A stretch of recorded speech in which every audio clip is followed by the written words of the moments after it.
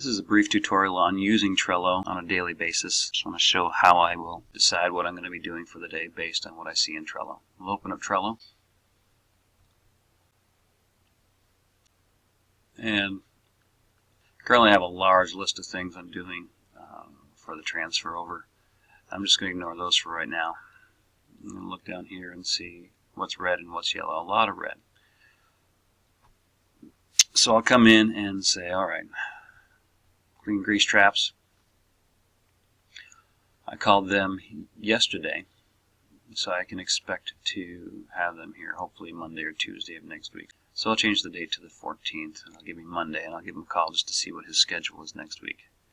I'll click Save, and close this out, and I'll grab this and move it down to the 14th.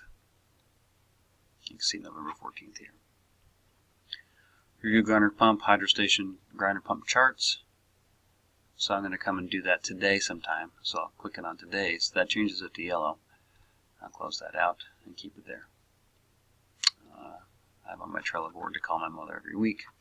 So I'll do that for today, click Save, and put that there. Load calendars in Trello from iCalendar. That's something that I will do today. I'll click on Save and put it there. Water report. There's not going to be a water report today. Steven's out of town, so I'm just going to put this on Monday because I will be doing it. You can see that I have it up here for 5 days a week. I'm going to close that out, click and drag, and drop that down here. Invoices on Monday and Wednesday.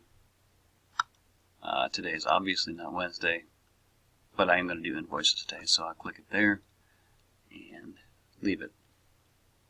Gates at Gatehouse, I've got a project going there. I do need to make some decisions about that today, so I'll click on Save. Leave it there. Winterized Pavilion bathrooms. I will talk to Steve about that in a few minutes. I'll click on Save and do that. We just checked SCADA, so we're good there. I want to do that on Monday, so I change that and drag this down here.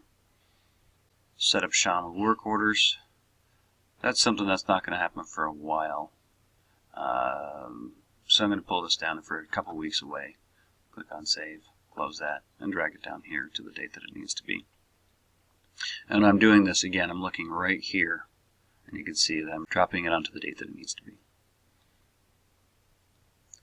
Winterized Fairway Cafe. I'm going to talk to Steve about that, just make sure that that has been done, and leave it there.